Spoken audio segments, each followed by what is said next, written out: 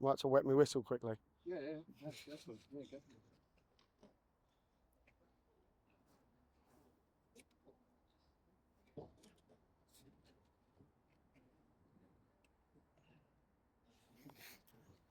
Yeah, could you give me 1 to 10? Just count that steps. 1, 2, 3, 4, 5, 6, 7, 8, Yeah, 9, 10.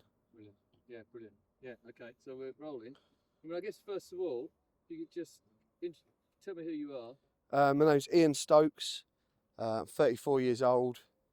I started working at the skate park in 1997, just the year before I left school. And then I say I stopped working here. I've never really stopped working. I left in about 2009. And what do you do now? Now I build skateboard parks for a living, repairing stuff. A company called Radio Skate Park Repairs with a good friend of mine, Rob Steele, that I met here, 100 metres away. I mean, so really, like Ron. I mean, tell me a bit about what you started working. You started working in 2009, but you came. How old were you when you first came here? So my nan and granddad live one road away. My school's 2 roads away. It's kind of one of them places as a kid, everyone that grew up in the local area, Laburnum Avenue, Salton Road, Chestnut, because there was a junior school and a senior school so close to the skate park. It was kind of, quad skating was huge in the 80s. So everyone was kind of drawn towards that. Everyone had a pair of Rosess or Bauer. So I ended up buying a pair of quad skates from here off John. Remember looking in the door, because the door's always been in the same place. As soon as you look out the door, there's a pool. So you come in, you buy your skates, you're like, Jesus Christ, look at that, you know, like, I fancy a go at that one day, but not yet. So you buy your quad skates, skating up and down around the roads, you could get away with it a bit more then. And then, so I started coming over a little bit on my quad skates. But even that was a bit, the first time I ever come over was when there was a rolling on the vert ramp, which is over here, which by my memory was knocked down in a hurricane, which would have been 87, 88. So I would have literally been 5 or 6, one of the first times I ever come here. Remember it packed, absolutely packed out. Mum used to go Tesco's in Elm Park, drop me off here for a few hours, climb up on the rolling, on the vert, use the rolling like a slide. You know, just things you shouldn't be doing over a skate park as a kid in the 80s, but health and safety didn't exist, so you could get away with it. Just sitting here for hours watching people jump out the concrete half pipe, riding the performance. Like the place was packed. There was probably 150 to 200 people most weekends, you know, which was amazing. So that kind of, yeah, that ended up leading to buying a pair of quad skates and eventually coming over on them, and yeah, just start skating really, because it was pretty big then. At that time, when you say it was packed, was it what was it? Skates? BMX, BMX. There was skateboarders, but a lot of them there was kind of like a wooden, if I remember, like a wooden mini ramp over where the mini undercover is now. I remember a lot of skateboarders being on there, and pretty much the rest of the park really being full up with BMX. A lot of BMXers, and again a lot of local BMXers. It's one of the things, because I've lived around Romford and Essex my whole life. Anyone you meet for a certain age group has been here. You know, like it's legendary. You say, oh, I used to work at, I used to go there, broke my arm, lost a tooth, snapped a mag. You know, there's so many stories. You talk to anyone from around here, they've generally touched this place at some point in their life. They've come in and out of it. But there was always a connection. I always found it quite magical coming over here. I still don't really know why, but it still draws me and attracts me. And I never ever get bored of walking through the door and seeing the pool. It's one of them things that I still get the same feeling now as what I got near on 24, 25 years ago, at least. I wonder what that is, because Zach, when I interviewed Zach, he goes, I don't know what it is about this place. He goes, I'll have my ashes scattered here, probably. Yeah, me too. It's a weird thing. It's not only kind of the architecture of it and what it brings to it. I mean, like tonight, you look at it, beautiful blue skies, the way the shadows kind of come off everything, and just what it is and what it means to everyone. And it's a weird thing. Working here for a long time, when I work weekends with Big John and Little John, I'd get here at 9:45 in the morning, sweep up, mop the floors, do whatever. But then when I started ramp building for Fearless Ramps, which was a lot later, I would have been 16, 17 years old, just out of school, worked at Halfords, nicked a few stereos, had enough of that, and then got a job with Andy Peerless. And that's when my life was engulfed with this place, you know, 7 days a week. I was here from 8 o'clock in the morning till, well, I lived upstairs for a while. I never left. And sitting here, there's something special. You sit here at 7:30 in the morning waiting for work and the sun's coming up. It's special, you know. You go all over the world, people know this place. And to have it on your doorstep is, yeah, it's a privilege. I'd never take that for granted. Well, it's kind of, I mean, for you, really, you know, from being a kid here and now working and building ramps, it's been your whole life, really. Yeah. This place. Yeah. Well, this is home. It's not like, oh, this is my second home. This is my first home, and has been forever. Everything you go through in life, away from the skate park, kind of drags you into the skate park even more, if that makes sense. Because you build up a family, there's a community, which changes over the years. It shifts, but there's always that family. There's always that group set of people. I mean, Little John and Big John were pretty much my family. I lost my mum young, and I remember the day I lost her, the first thing I'd done 2 hours after like her dying in the hospital was come here. And everyone's like, why is he here? You know, where else do you go? Like, I didn't want to be at home with my family. I wanted to be here with my family, because people just kind of let you get on with it. They kind of let you, you know, but you can be you and you're accepted for it, which is the beautiful subculture of BMX, skateboarding, skating, whatever. You kind of, it's come one, come all. Don't have to be doing double flares and backflips at 10 foot. It's just, it's always been the social side more than the riding, skating and stuff. That's kind of, it's always been a byproduct of it, almost. That's brilliant. I mean, yeah, you kind of saying that. One of the things that I found weird, like coming back here last year, was that you sort of come here and there's this kind of rundown place in East London. You know, East London, you know, has a kind of reputation of you know, kind of rough people. Could be, you know, and you come here and people are, you know, they look a bit scruffy, they're a bit edgy, but everyone is just like really friendly. I mean, if this was a football ground, you wouldn't get that. That's the beauty of the culture of riding bikes, skateboarding and stuff. It's an individual sport, if you can call it a sport. It's an individual pastime that you start doing, and you turn up, you can't do anything. Like one of the first memories I've got was having a pair of roller skates and standing on the clover, which is the first thing for some reason I ever dropped in. I think I rolled across one in the back, and there was a guy there, must have been 19, 20 years old. Go on, you can do it. You can do it. Never met this guy in my life. And just kind of a pat on the back. And I remember I rolled in, stacked it. He took his skates off, run down, picked me up, dusted me off. You all right? Yeah, I'm all right. Another go? You're like, yeah, all right. And it's just a mutual bond of, which I guess you don't get over football. With football, there's this passion and drive to, you know, parents swearing at each other, referees getting abuse, of, right, we're going to make money out of this. You've got to be good at this, you know, be good, push your parents. Whereas you don't get that in BMX as such. You can't be a pushy parent, because if you push them, you're going to break their neck, you know. So people come over and they just get on. They like I said, it's a mutual bond over a passion that you're not doing to become famous or rich. You're doing it because it's a hobby, and there's like-minded people, and it's acceptance in a weird way.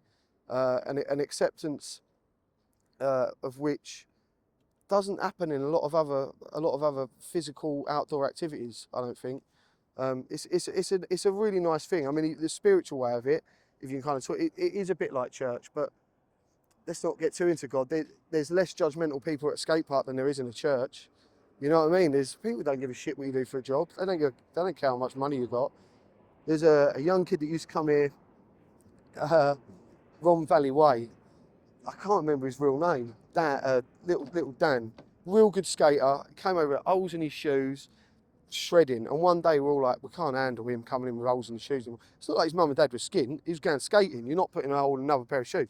So we all give him 20 quid and made him go up Primark and buy some new shoes. Just things like that, you know. You don't. It's a beautiful thing. People club together and help each other out. And there's just some kids that stick in my mind more than anything. Generally, it's the youth that stick in your mind. Sat on this bank, a young lad called Luke. He had nothing, you know what I mean? His dad used to try and sweep up the car park. If you've been in the car park, it's gravel. You can't sweep up gravel, just so his kid could ride and stuff. So we used to let him in a bit cheaper. And he came over one day. His name was Luke. Nicknames obviously rife in skate parks. Came up on the little banks. Me and my mate sat there, and just out of nowhere, he just pulled half a cheeseburger out of his pocket, took a bite, put it back in his pocket. We're like, pocket burger. So that kid's name was Pocket Burger. I saw him like 2 months ago in Romford. He's like 22 years old now. Like, Pocket Burger. He's like, oh no. Why do they call him Pocket Burger? Like, his mate's like, why do they call you that? It's like, long story. But just, you know, we looked after him. He was a nice kid, looked after, and that's it. If he went to football, the kids in brand new Nike Air Adidas Predators would probably give him shit. And over here, you encourage that. You're like, good on you, man. Come on, you're part of us now. There's a beautiful thing about that, and that's what I've always felt why I've never left the place. So we go back to like when your mum died and you said that John, they kind of took you in. What do you mean? What do you mean by that? What? So I mean, that must have been like really tough. How old were you then? I was 20. 20. Yeah. I was 20. It was just for my 21st birthday. My mum was the first person to ever bring me in the door, buy me a pair of roller skates and stuff. Mum and dad split up real young. So she was, you know, she had to do shit, single mother. So got to take your kid somewhere. Wasn't interested in football, played a bit of cricket, quite good at it, but so she used to drop me off here and she just knew how much I loved it. She'd pick me up, I'd be like, can we go back to Rom? The next day. Built up a bit of a relationship with John, which he probably wouldn't remember. And just trusted them, you know. They're good guys, they always looked out for us. If ever there's an accident, they'd look after you and stuff. So you start coming here week in, week out, you're saving up your pocket money from school. If you've got enough money just to get in, you'd wait for someone to buy a bottle of Cresta. They had a few more quid. As soon as they walked off, nicked the bottle of Cresta. And just be here a lot. Then John gave me a job when I left school. So I was here every weekend, working, spending all my spare time here. I remember on my 17th birthday, my mum and dad were like, right, we're gonna get you driving lessons. I was like, no, I need a new BMX. And they're like, well, driving lessons or a BMX? I'm like, well, it's a no-brainer, isn't it? I live in Romford. I can ride here on my BMX. Got the BMX. Didn't learn how to drive for another 15 years after that.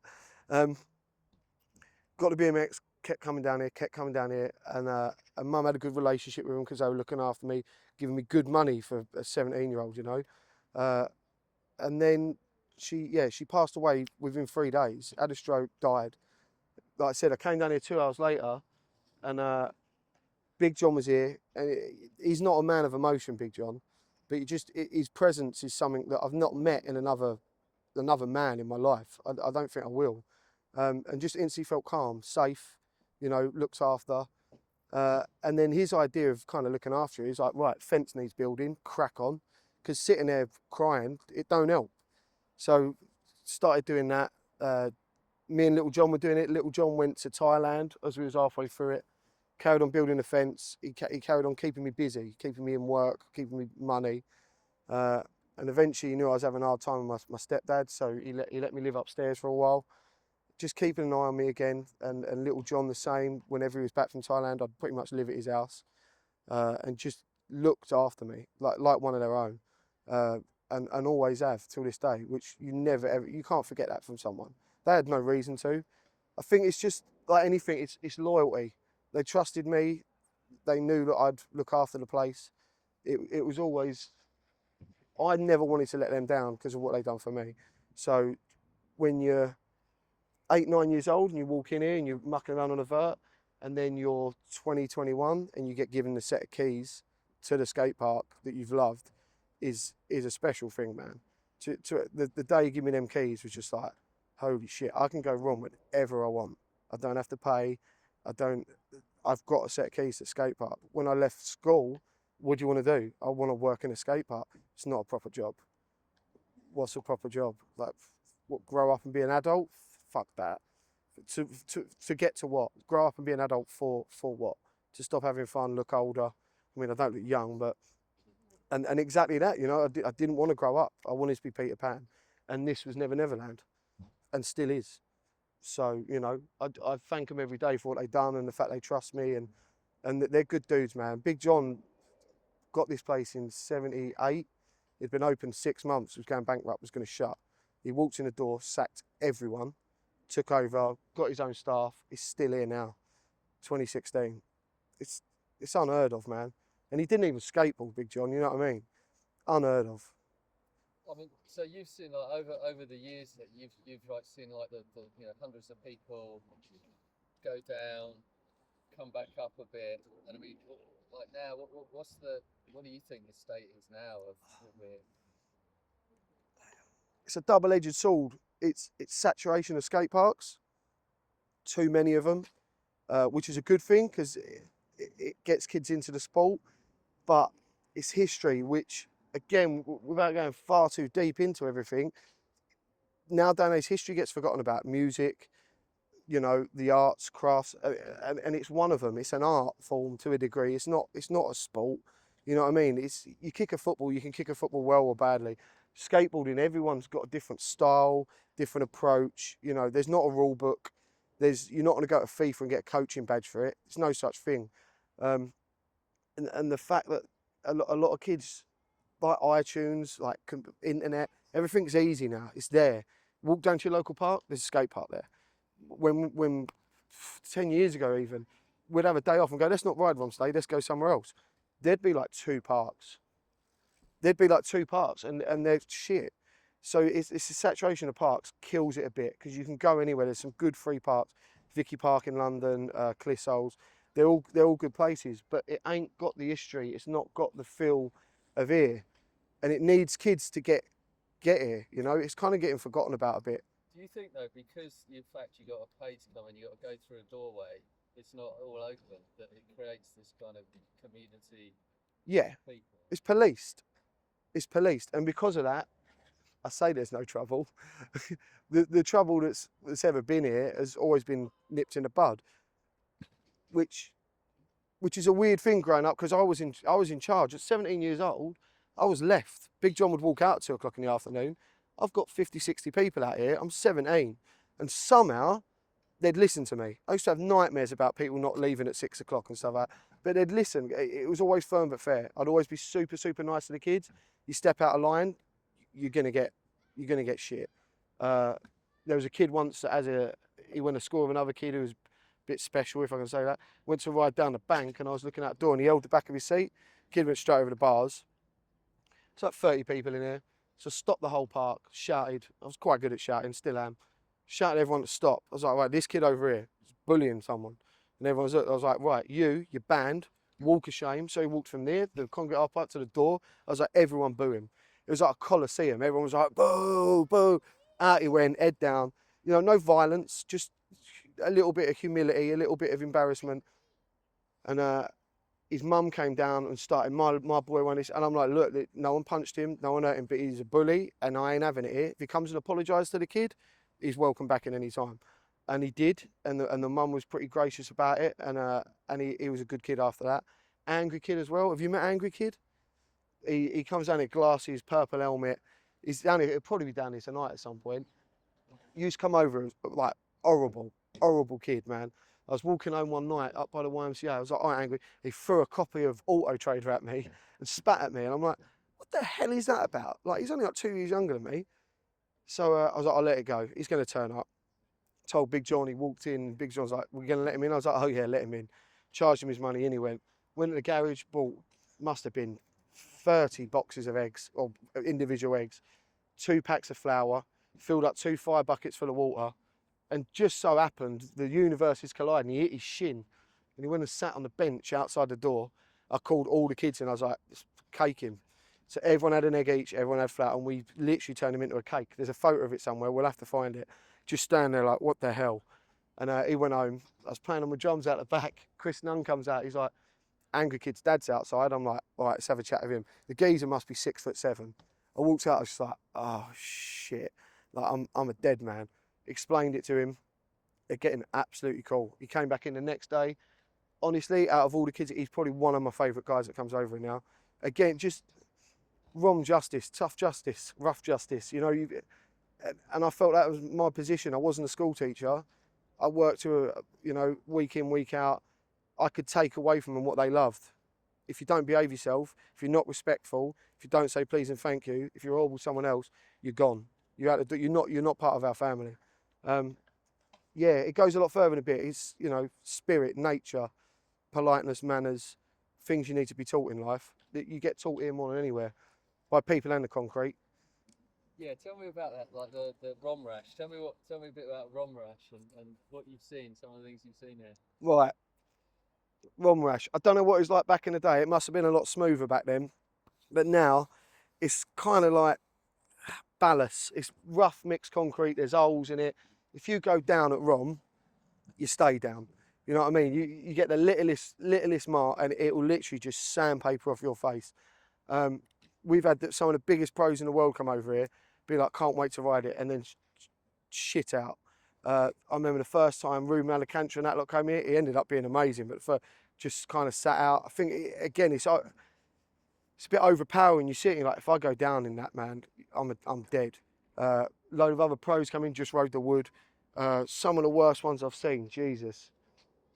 Little Ryan, who used to be one of my Saturday, Sunday boys, who ended up being a Marine, painter and decorator before that, in here, airing up and down, came over, hung up back wheel first, literally there. When he came, I was stood there, I was getting the pump out of the snake, and he came up and he's like, Ian. And I looked around, I was like, oh shit. He'd gone down so hard, he'd missed everything apart from took both skin off both hands, knuckles, gone. One there, like looked like Aunt Sally. One on his lip, and just dinged himself in his head. Had a helmet on. I remember taking him to hospital. We used to have an hot dog machine. He must have had about 6 hot dogs that day. All he was throwing up was hot dogs. I made John get rid of it the day after. I was like, I can't serve another one of them, man. Just him, and that was horrible, really horrible. Yeah, literally just red, like melting off. That was pretty savage. Vinny Main, one of the young lads that comes over from the FTL boys, Rom Jam came over, sliced off his face, tough as nails, carried on riding all day. There's been quite a few people that ding their head. Some real bad ones, some young kids that their parents let them come in, don't put helmets on them. It's just retarded. Kid fell in there, fractured his skull, things like that. Just, it's a 12-foot concrete hole. I mean, one of the things I've sort of noticed when I've been watching John, just kind of been watching everyone, and they're like, John, when you're working here, you got this job of running a skateboard, being a policeman, being a teacher, and then you're a nurse as well. Yeah. You got to nurse these. I quite enjoyed that. The kind of not a weird way, but the kind of the gore is it's part of the sport. Don't get involved in it if you ain't expect. You're gonna eat shit. At times you're gonna come a cropper. The level of riding when I worked here is nowhere near what it is now. Kids weren't coming in on a Wednesday night doing flares and backflips. That would win X Games then. So the level of slam weren't as high as that. But a lot of the real bad ones were when people would come out, they've had their pop noodle, had a chill, had a can of Coke, whatever, and then jumped on their bike and they're relaxed and they're kind of having a bit of fun. That's when shit goes wrong. Because if you're concentrating, you're focused, you're ready for a slam almost. You learn how to get out of them. But when you're not, a guy called Dave Giller, super nice guy. I was here that day, and that was horrific. I still think we should have it posted, a poster of it up on the wall. That guy, and I don't think I've ever heard of this in BMX. He snapped his head in half, which is, you think that's insane, man. He came out, it was a bit moist. Always rode with a full face lid on. A load of the old dudes were just riding around the side, the last bowl of the moguls, no dramas. He dropped in the last one over there by the flat bank and the mini, and just front wheel washout, just face first into a tranny. And Rob, bless him, Rob's still a real good friend of mine that I work with now, ran in, was like, we need a towel. I was like, oh, he's like, Dave's hurt himself. Okay, again, don't panic, rung an ambulance, walked out of a towel, and a bath towel, within 30 seconds, you could wring it out. It was like a bottle of Coke upside down, just pouring out of his head, man. And we were, for the first time ever, I was like, this guy's gonna die. It was horrific, man. And the ambulance turned up and they thought he had a motorbike accident. And eventually recovered good. Yeah, snapped his top pallet. bottom pallet, literally a hole through his face. And yeah, not gnarly that was, man. Really, really bad. Yeah, that weren't the greatest day, but survived, you know, got away with it. Just poor Dave, man, poor Dave. And now he looks like Cyclops. So he's got like a hole in his head. So yeah, but he got away with it. So I didn't know, because I used to come here with Dave in the 80s, about 83. yeah, cool. So I know, because he lives around the corner. Okay. I've known Dave forever. Yeah. So, yeah, and I'd heard Rob told me about that accident. It's about 10 years ago or something, isn't it, now, I guess? Yeah, it's got to be, man. Probably longer than that. Is it? Absolutely, yeah, hideous. Absolutely hideous. Where are your teeth? Should I talk about that? So Clint, the guy giving me abuse at the moment, used to work for me as well. Come over here a minute. Come here. Come here a minute. Just come and smile at the camera a minute. That's the point. So this is Clint. Clint used to work for me. Show him, give him a smile. So we had a Rom jam, and we were all sat on the deck, just chilling out, hanging out, and we're, you know, no injuries at all day, and we're like, oh, what a nice day, man, not one injury. Clint had a few Fosters, feeling a little bit Billy Big Bollocks. Looked up at us, missed the side of the ramp, face first into the ramp. His teeth literally popped up on the deck. We're like, yeah, nice one, Clint. Ruined the day, off he went. And how long ago was that? 11 years. Yeah, you need to get them fixed, mate. That's right. No Hampsteads. 11 years later. You've done all right. You've had 2 kids, got a missus. Yep. Could have been worse. Lots of party tricks. Yeah, exactly. Oh, you go pub and all of a sudden you turn around to drink your pint and there's his teeth in your pint. What can you do? What can you do? That's for another video though. Yeah. So yeah, all the Saturday boys were always good as gold. Clint was good as gold. We had another one, Dan, ended up called Janet. Again, Ryan, who's now a Marine. But yeah, it's mad. The kids that come through on weekends and how well some of them done. Like Isaac Lesser, man. You see what him just turning up here on a casual and now being amazing. Yeah, it's good. What about some of the old boys that have always been around? I ain't got no time for them. It's a limited few, you know. Like I'll always, Andy Peerless will give me my first job with Fearless Ramps. Cool. You won't see him much anymore. It's kind of a bit of an enigma. He kind of floats around the place. But Rob, he's over there tonight. As 14 years old, came over here, couldn't fix my brake. Someone's like, talk to that guy. And now, what, I'm 34, it's 20 years later, he's still fixing my bike. I work for him. And he's been one of the guys that's been a stand-up guy over here for years, man. And he'll always help the kids out, you know. Like little Stanley's bike was broke. He was like, I'll come back next week and fix it. So he called off work early so he can make sure he come here. He's got so much integrity. It's good, but it's annoying when you haven't got integrity and you're friends with someone like that. Makes you feel bad. Because I'm like, well, let it go. And he's like, no, we're doing it. You're like, oh, man. All right, let's do it. Yeah, there's been a lot of people like that. Like I said, there's a lot of people done it shape your life, completely shape your life. And again, it's just such a privileged position to be in. I know the more we talk, tell me if I'm talking too much, but the more we talk about it, you know, I've been so lucky working here, having a set of keys, meeting all these people that are massive influences in your life, shape your life forever, you know, give you manners and the way you treat and talk to other people. And then, like this idiot, and then you get to sit here and work here and you don't have to travel the world to meet all these pros, you know. You sat here one day, Bob Burnquist bowls in with Mike Manzuri, just like, that's Bob Burnquist outside. It's Monday, it's fucking overcast, there's no one here. Walks out and he's like, oh, hey man, super nice guy. And you're like, hi Bob, what are you doing? Oh, I thought I'd come here. Dude, he was bombing down the hill, full whack, dropping in here, and then doing backside towels on here. Like, he went for a pair of trainers and about 6 goes at it, because obviously he's sliding out like it's a vert. Eventually pulled it. Then he done the vert to mini ramp transfer before the room was kind of built around it, and the vert weren't a shack. Amazing. Another day, doing a bit of welding. Again, Tuesday morning, about 11 o'clock, England, September, bit overcast. Look up, someone there. Oh, someone's coming down the thing. Look round. Oh, it's Mark Gonzalez. He's like, I'm Mark. I'm like, yeah, I know. There's no one here. Come in. I get him, Dan Drebel, whatever you pronounce it.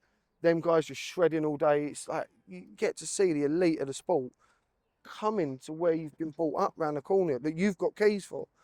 Amazing, man. Like Matt Hoffman's been here, all them boys. It's cool, man. It's a very privileged position to be in, which I doubt, as I get older, I realise it, but I doubt many people have been in my position to be able to get away with that in their life. Just work at a skate park and people come to you and you get to see them. It's lucky. I mean, we know it's listed now, so they can't knock it down. I mean, what do you think? What would you like to see happen? Man, you lie awake and dream of that. Ideally, it's a tough question, man. Not a lot. The 90s was the best time there's ever been over here, I think. The 80s was come one, come all. 90s was, you know, the serious skaters, BMXers, there was a wicked scene. I don't think that'll ever be duplicated. I don't think that'll happen again. But just to see something along them lines, just the passion of it again and the real diehards, I don't think it needs changing. That's the character of it. That's the pull. That's the love of it.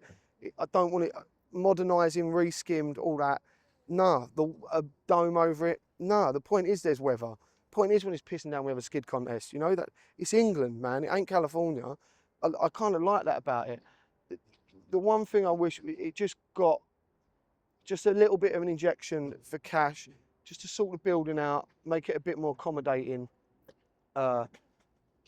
Advertisement, stuff like that, maybe vans or these big companies that are like, oh, in it for to sponsor a bowl, something like that, you know. Don't change what it is. It ain't broke. It is what it is for a reason, you know. It's history. Don't just stop that, man. You're not going to go like Alexandra Palace or Windsor Castle and knock it down and start again, are you? Like, oh, well, liquor paint there, liquor paint. No, fuck that. That's the point. It looks old. It's England. Shit's old. I want it to stay the same, but yeah, it'll be nice.